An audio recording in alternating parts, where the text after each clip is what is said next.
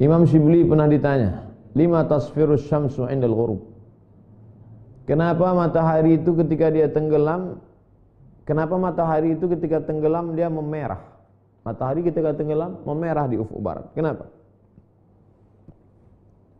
Imam Shibli menjawab, li'annaha unzilat an makanit tamam fasfarrat li khawfil maqam. Karena matahari saat itu sedang terasing dari tempat yang sempurna, maka memerah dia karena takut tidak mendapatkan tempat yang sempurna.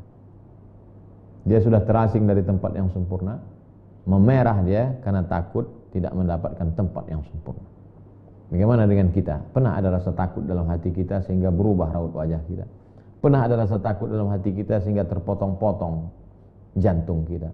Pernah ada rasa takut dalam hati kita sehingga tak lalu makan, tak lelap tidur? Wa kadzal mu'min, begitu juga dengan seorang mukmin, idza qaraba khurujuhu minad dunya, ketika dia sudah mendekati ingin keluar dari dunia ini akan mati, isfarra launuhu, menguning warna kulitnya, li'annahu yakhaful maqam, karena dia takut kedudukannya nanti baik atau buruk, kedudukannya nanti dapat husnul khatimah atau su'ul khatimah, kedudukannya nanti apakah selamat atau tidak. Fa idza tala'atis syamsu, ketika matahari terbit, tala'at mudhi'ah. Tapi ketika besok pagi kita lihat matahari terbit, dia tidak memerah, tapi terang benderang, bercahaya. Maka dzalikal mu'min, demikian juga orang beriman. Idza bu'itsa min qabrihi, ketika nanti dia dibangkitkan dari kuburnya, kharaja wajhuhu yusyriqu, dia bangkit dalam keadaan wajahnya berkilau cahaya. Wujuhu yawma idzin nadhirah ila rabbiha nadhirah. Saat itu wajah orang yang beriman itu bercahaya, karena saat itu dia memandang yang maha bercahaya, Allah subhanahu wa ta'ala. Wa yuhka an Ahmad bin Hanbal rahimahullah, diriwayatkan dari Imam Ahmad bin Hanbal, semoga Allah mencurahkan rahmatnya senantiasa kepada beliau. Dia berkata, sa'altu Rabbi azza wa jalla, aku meminta kepada Allah subhanahu wa ta'ala, an yaftaha alayya baban minal khawf. Aku minta kepada Allah subhanahu wa ta'ala supaya Allah membukakan satu pintu takut kepadaku. Takut, banyak pintunya. Ya Allah, bukakan satu pintu saja untukku supaya aku takut kepada Engkau. Fafutiha, lalu dibukakan pintu itu. Fakhiftu ala aqli, aku takut akalku. Aku takut kepada akalku. Fakultu, aku takut akalku ini liar, menjadi akal yang tak terbendung. Fakultu, aku berkata kepada Allah, ya Rabb, ya Allah, a'tini ala qadri ma utiq. Berikanlah aku kemampuan akal ini sesuai dengan yang aku mampu saja, ya Allah. Fasakana dzalika anni. Setelah itu barulah aku merasa tenang. Jangan bangga dengan kecerdasan, boleh jadi kecerdasanmu menjerumuskanmu dalam neraka jahanam. Jangan bangga dengan harta, boleh jadi dengan hartamu kau justru jauh dari rahmat Allah. Jangan bangga dengan sehat, boleh jadi dengan sehatmu justru engkau menjadi orang yang durhaka. Jangan bangga dengan anak dan keluarga, boleh jadi dengan itu engkau menjadi orang yang lalai. Senantiasa ada rasa takut kepada Allah, takut lupa, takut lalai, takut berkhianat, takut tidak amanah, takut, dan takut. Itulah maqam yang ke-9, yaitu khauf. Jamaah yang dimuliakan Allah subhanahu wa ta'ala, esok malam kita akan masuk ke dalam maqam yang ke-10. Stasiun 49 stasiun menuju Allah. Besok kita masuk ke yang ke-10, yaitu raja. Raja artinya harap. Malam ini takut dulu baru harap. Kata Imam Al-Ghazali, orang yang mendekati Allah subhanahu wa ta'ala, orang yang terbang menuju Allah itu sayapnya dua, khauf, raja. Takut, harap. Ada takut, ada harap. Kalau orang terlampau takut, dia bisa menjadi apatis. Maksudnya ada harapan. Orang kalau sudah putus belanja, boleh jadi dia masih hidup 3 bulan. Putus air bisa hidup 3 hari. Tapi kalau sudah putus harapan, dia hanya akan hidup 3 detik, setelah itu dia akan mati.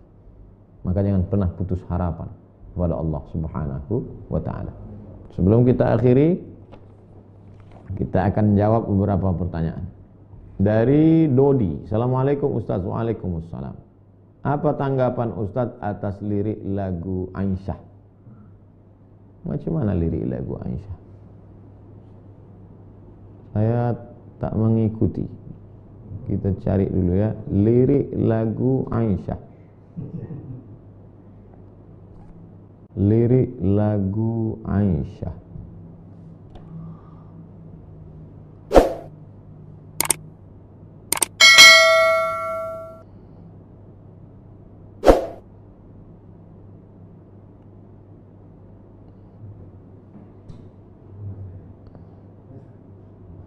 Lirik lagu Aisyah. Mulia indahnya, tak pula. Mulia indah cantik berseri, kulit putih bersih merahnya pipimu. Dia Aisyah putri Abu Bakar, istri Rasulullah. Aisyah itu ibu saya. Yang mengatakan Aisyah itu ibu saya Allah Subhanahu wa taala. Wa azwajuhu ummahatukum. Istri Muhammad SAW itu adalah ibu kamu. Aisyah itu ibu saya. Lalu kemudian keponakan saya yang perempuan, anak adik saya, bertanya tentang neneknya. Dia masih gadis, masih umur belasan tahun. Maka saya ceritakan, Aisyah itu pipinya merah, kemudian mesranya dia dengan, karena begitulah bahasa milenial. Lalu kemudian cerita saya tentang neneknya ke cucu yang generasi milenial ini didengar oleh kakak ibu saya. Cerita saya ke cucu ini didengar, mendengar cerita itu, kamu gak sopan, masa emakmu kamu sifati seperti itu. Bahasa yang saya pilih waktu itu sebenarnya untuk ponakan saya, yang milenial itu, yang masih muda belia itu. Tapi didengar oleh orang tua, dia katakan gak layak, itu bahasa ke ibumu gak cocok, gak sesuai seperti itu. Kedua-duanya sayang. Saya sayang ke keponakan saya, maka saya pakai bahasa yang saya pilih, itulah yang sesuai untuk milenial. Saking sayangnya saya tidak mau cucunya ini lupa pada neneknya. Tapi juga abang ibu saya sangat sayang kepada adiknya. Dia tidak ingin kami menjadi anak yang kurang ajar, sehingga menyifati suatu sifat yang tak layak untuk ibu kami. Begitulah orang kalau sudah terlalu sayang. Oleh sebab itu jangan lupa, ketika pilihlah kata-kata. Alhamdulillah beberapa hari ini kan sudah ada syair yang baru. Tidak lagi menyebut Aisyah saja. Oh Sayyidah Aisyah, Siti Aisyah, oh Sayyidah. Jadi sudah ada perbaikan syair. Walau la daf'ullahi nasa ba'dhum bi ba'dhin. Kalaulah manusia ini tidak saling amar ma'ruf nahi munkar, saya yakin dan percaya kritik-kritik itu tidak menjatuhkan, tapi menyelamatkan kita semua. Maka bagi insan seni jangan pernah berhenti, teruslah berkarya. Kenalkan Fatimah, kenalkan Sayyidina Al-Hasan, kenalkan Sayyidina Al-Husain, kenalkan Sofia, kenalkan Ummu Kulthum, kenalkan Zainab. Dengan bahasa yang indah, pilihlah kata-kata, karena kalau tidak kita kenalkan, maka nanti mereka ini akan hilang dari anak cucu kita. Dengan bahasa mereka, dengan bahasa seni, dengan bahasa lagu, bilisani qaumi. Wallahu a'lam bishawab. Bapak Fahrul Razi, Ustaz, apakah Dajjal akan menghasut manusia sampai memasuki rumah-rumah manusia, atau hanya yang berkeliaran di luar rumah saja? Dajjal masuk tidak hanya ke rumah, tidak hanya ke kamar, tapi masuk sampai ke hati.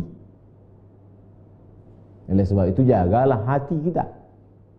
Karena ada orang yang tidak keluar rumah tapi menyaksikan action Dajjal, terpukau dia.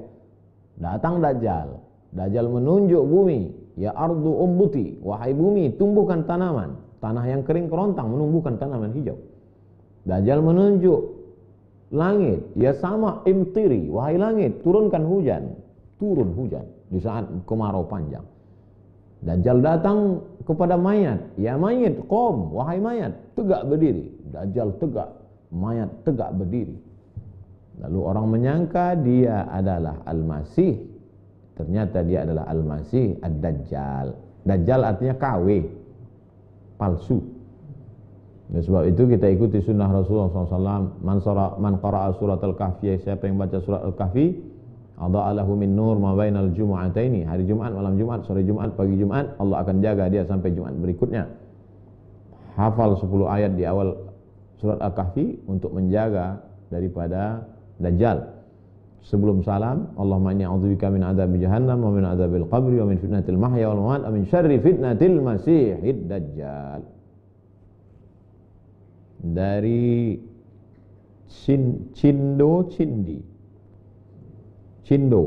Ustaz, apa hukumnya uang yang diperoleh dari Google AdSense? Apa Google AdSense?